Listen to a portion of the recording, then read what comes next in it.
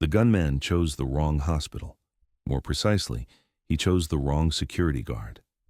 Michael Rodriguez had been working the night shift at Metro General Hospital for 5 years. To everyone, he appeared to be just an ordinary security guard. Quiet, reliable, someone who checked doors and monitored screens. But when the first gunshot echoed through the emergency department at 3:17 a.m., something changed. Tactical movement, situational awareness, the way he assessed threats and calculated escape routes. These instincts came from 12 years in places where hospitals weren't sanctuaries. They were targets. Welcome to Hidden Legends. Before we dive into this incredible story of protection and courage, tell me in the comments which city you're watching from today. And if you believe stories like this deserve to be told, hit that subscribe button and turn on notifications. We're revealing the stories of hidden heroes living among us. But we haven't told you the most shocking part of this story yet. To understand the threat Michael faced that night, you need to know what he was hiding. How this attack would force him to confront a past he'd been trying to forget for 5 years. And when he discovered who was leading the assault, everything would change. Michael Rodriguez's true identity was far more complex than the name on his ID badge. When he applied to Metro General 5 years ago, his resume stated, Security Officer, Private Security Company, 2015 to 2019. The truth was completely different.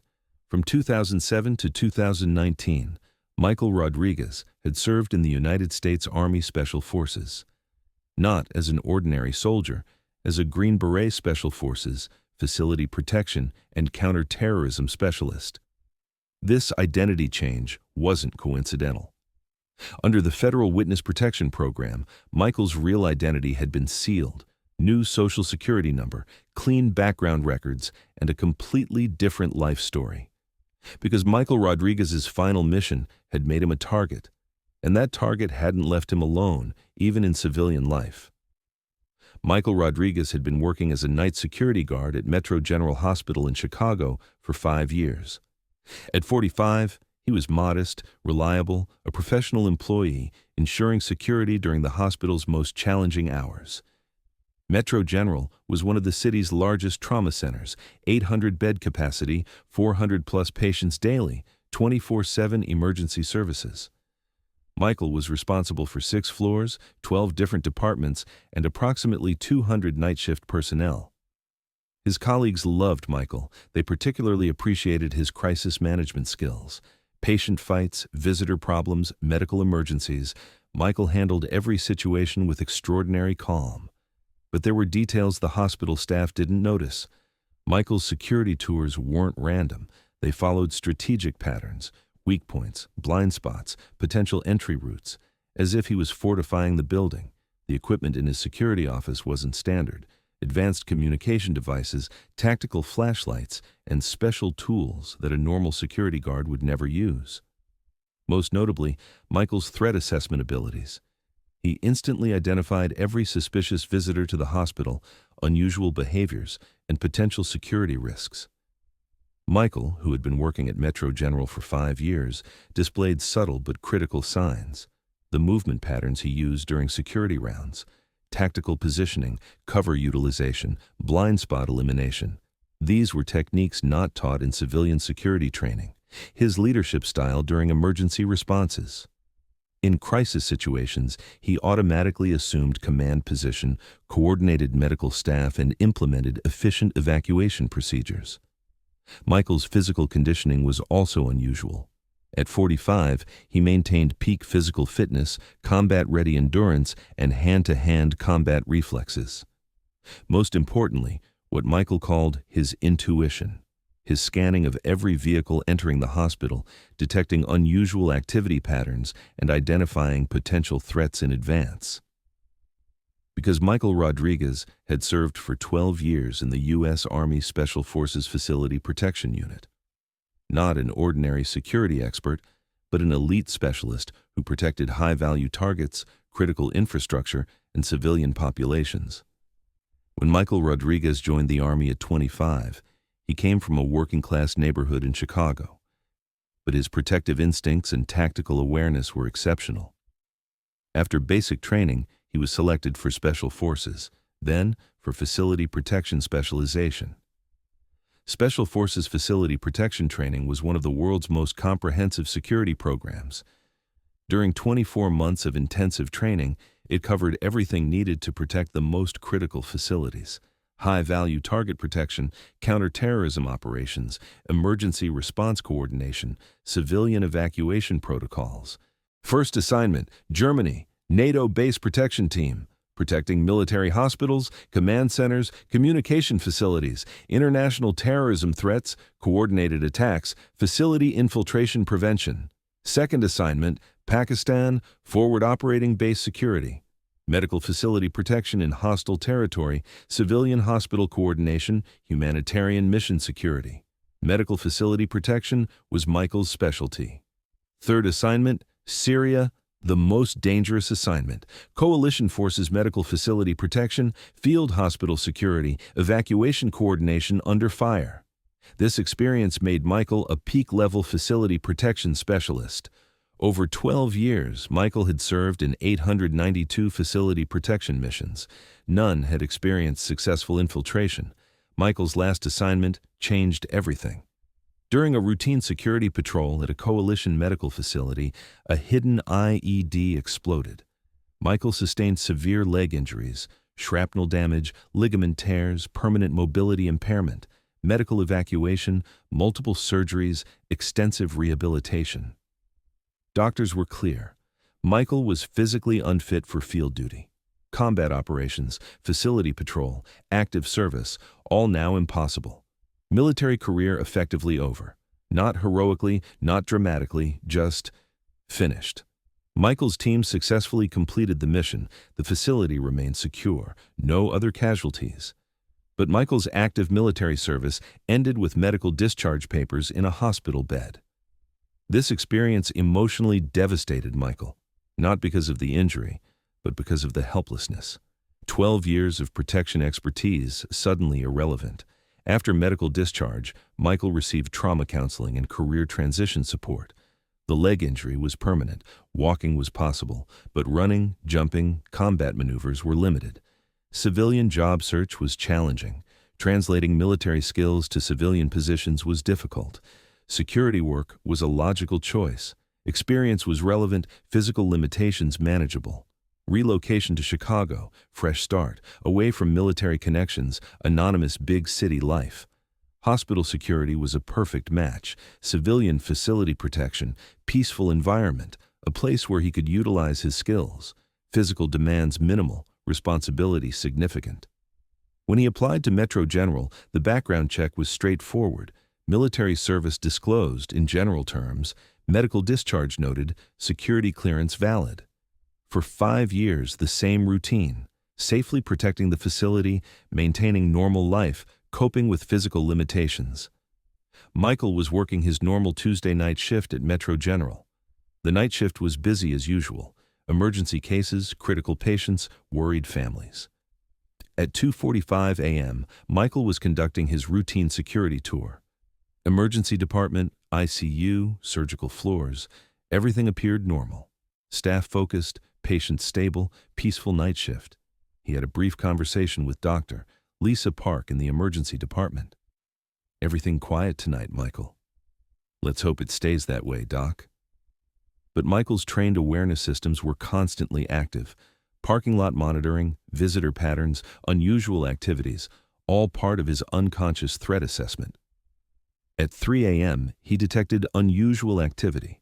An unfamiliar vehicle in the main parking lot, engine running, tinted windows. Michael's trained eye immediately noticed. He returned to the security office and checked the monitor systems. Multiple cameras showed the same vehicle from different angles. Occupancy unclear, behavior suspicious.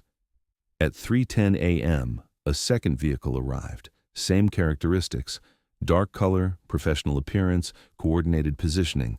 Michael's Special Forces training activated warning signals, surveillance pattern, potential threat assessment, facility security evaluation. At 3:15 a.m., a third vehicle positioned itself near the emergency entrance. Box formation complete. Michael immediately knew a professional operation was in progress. Michael grabbed the secure radio and contacted hospital administration. Control, this is security. Potential situation developing. 3 unidentified vehicles positioned around facility. Copy, Michael. False alarm. Negative. Professional positioning. Request police advisory. Calling it in. But Michael knew police response time. 8 to 12 minutes minimum. A professional operation wouldn't wait that long. Through security monitors, Michael watched vehicles discharge occupants. 6 men total, coordinated movement, concealed weapons visible. Michael's threat assessment, armed assault team, multiple entry points, target unknown but facility-wide threat. Emergency protocols activated. Michael hit facility lockdown. External doors sealed. Elevator access restricted. Internal communication systems activated. All departments, this is security. Code Silver implementation. Lockdown units, secure patients, await further instructions. Hospital-wide lockdown initiated. But Michael knew this wasn't enough against a professional assault team. Then, he saw one of the faces on the security monitor. The face looked familiar. But from where? From ISIS intelligence files. Abu Hassan al-Amriki, American convert, leader of the cell that bombed hospitals Michael had protected in Syria. The man who planned attacks on the civilian medical facilities Michael protected was now in his hospital. Michael immediately shifted from security guard to special forces operator. 12 years of facility protection training activated. First priority, civilian protection. 200+ hospital personnel, unknown number of patients, all potential casualties. Second priority, threat assessment. 6 armed operatives, ISIS-affiliated cell, 1 familiar face turned enemy. Third priority, tactical advantage. Home ground, security systems, defensive positioning despite physical limitations. Michael accessed standard security equipment, no hidden weapons, no federal cash, just normal hospital security tools. But training mattered more than equipment. Emergency communication with Chicago PD. This is Metro General Security. Terrorist assault in progress, ISIS-affiliated cell, multiple hostels, facility lockdown active, civilian population at risk. Copy, Metro General. Counter-terrorism units dispatched, ETA 12 minutes. Understood. Initiating facility defense. Michael assumed tactical command position, adapting strategies for physical limitations. Hospital security cameras became intelligence network. Facility layout became defensive advantage. Over facility intercom, all personnel, this is security. Terrorist intruders have entered building. Implement lockdown protocols immediately. Secure patients, lock departments, await security clearance. Professional calm, command authority. Medical staff responded immediately. They trusted Michael's judgment. First contact, emergency entrance. 2 operatives attempting forced entry. Michael positioned at defensive choke point, using facility architecture for tactical advantage. Hospital corridors became kill zones, security doors became barriers. The first operative breached the entrance and immediately found himself in Michael's kill zone. Years of special forces training activated. Michael struck from concealment, silent takedown, pressure point control, operative neutralized in seconds. No gunfire, no alarms, just professional elimination. The second operative, hearing his partner's absence, proceeded cautiously. Michael used hospital equipment as weapons. Medical gas cylinders became impact devices. IV stands became restraint tools. The operative was unconscious before he could radio for backup. Michael's radio crackled. Security, this is Doctor. Park, emergency department sealed, patients secured. Copy, Doctor. 2 hostiles neutralized at main entrance. Maintain position until cleared. Second entry point, surgical floor fire escape. 2 more operatives with professional breach equipment. Michael moved through the facility using service corridors, maintenance routes, passages normal security wouldn't know existed. 12 years of facility protection taught him that buildings were weapons if you understood them. The third operative made it to the surgical floor before Michael intercepted. Using advanced close-quarters combat techniques, Michael disabled the operative using a chokehold that rendered him unconscious in under 10 seconds. The man dropped without firing a shot. The fourth operative heard the commotion and turned his weapon toward Michael. But Michael had already moved. Using the hospital's emergency equipment, he triggered a fire suppression system that disoriented the terrorist. In the confusion, Michael closed distance and neutralized the threat with hand-to-hand combat techniques perfected in Syria. Federal response teams, this is Rodriguez. 4 hostiles neutralized, 2 remaining. Primary threat Abu Hassan al-Amriki still active in building, all civilians secured. Copy Rodriguez, outstanding work. Counterterrorism units en route, ETA 3 minutes. 5th operative, ICU approach. Michael set an ambush. Using medical equipment and hospital infrastructure, Michael created a tactical trap. When the 5th operative entered the ICU corridor, Michael struck from behind, using a sleeper hold. The man was unconscious before his body hit the floor. Abu Hassan al-Amriki, final confrontation. Abu Hassan found himself alone, his entire cell eliminated by one man. When he reached the ICU where Michael waited, he was no longer confident. "Impossible," Abu Hassan whispered, seeing his 5 operatives unconscious and restrained. "You're just a security guard." Michael stepped out of the shadows, tactical positioning perfect. "I was never just a security guard." Abu Hassan raised his weapon, but Michael was already moving. 12 years of counterterrorism training compressed into 5 seconds of precise action.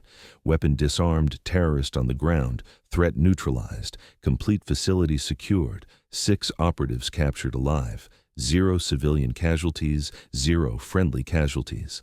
Federal tactical teams arrived with Chicago PD counterterrorism unit to find the situation already resolved. Michael had systematically neutralized the entire ISIS cell. 6 operatives restrained and unconscious, facility completely secure, 0 casualties. FBI counterterrorism agent Patricia Walsh surveyed the scene in amazement. "Rodriguez, this is extraordinary. 6 trained operatives neutralized by 1 man. Facility integrity maintained, civilian protection exemplary." "Just doing the job, Agent Walsh. Your job ended 5 years ago. This was pure heroism." Abu Hassan al-Amriki, restrained and conscious but defeated, glared at Michael. "You think you won? This is just the beginning. More cells, more hospitals will burn." Michael knelt beside the terrorist leader. "The only thing that burned tonight was your operation. Every cell you're connected to, every plan you made, finished." Hospital CEO. Dr. James Mitchell arrived with federal agents staring at the scene in disbelief. "Michael, I don't understand. Who are you really?" Michael looked at the 6 neutralized terrorists, then at the hospital staff safely emerging from lockdown. "Former Army Special Forces, facility protection specialist, counterterrorism operations were my specialty." Dr. Mitchell studied the tactical precision of the scene. "You've been protecting us for 5 years, from people like this, alone." "That was the point." Agent Walsh approached. "Rodriguez, we need to discuss your status. This ISIS cell exposure puts you back on target lists. We can relocate you again." Michael looked around the facility. Staff safe, patients protected, his mission accomplished. "Number, I'm not running anymore. The terrorist threats will continue. Then I'll face them, but not alone." The following week, everything changed at Metro General, but not as expected. Michael's military background became public, but the hospital response was overwhelmingly supportive. Staff felt safer, knowing their protector was professionally trained in counterterrorism. Hospital administration created a new position, Director of Security and Counterterrorism Response. Michael's expertise was officially recognized, federal liaison maintained. Media attention was brief but positive. Former Green Beret hospital guard stops ISIS cell, saves 200 lives. Michael declined interviews, maintained focus on facility protection, enhanced security measures were implemented, federal counterterrorism grade systems, staff training on terrorist threat protocols, coordination with Homeland Security. 6 months later, Michael received recognition from the Department of Homeland Security, Civilian Counterterrorism Valor Award. He accepted, dedicating it to all the innocent lives lost to terrorism. Hospital staff who experienced the lockdown showed remarkable resilience. Michael's calm leadership prevented panic and minimized trauma. Michael established monthly counterterrorism awareness training. Anti-terrorism preparedness for medical personnel, based on military protocols adapted for civilian facilities. A year later, Michael consulted for hospital security nationwide. Medical Facility Counterterrorism Protection Program, helping hospitals utilize military security expertise for terrorist threat protection. Abu Hassan al-Amriki was sentenced to life without parole. His ISIS cell intelligence led to 47 arrests across 12 states. Today, Michael Rodriguez still works at Metro General Hospital, no longer hiding his identity, openly using military counterterrorism skills for facility protection. Michael Rodriguez's story is authentic.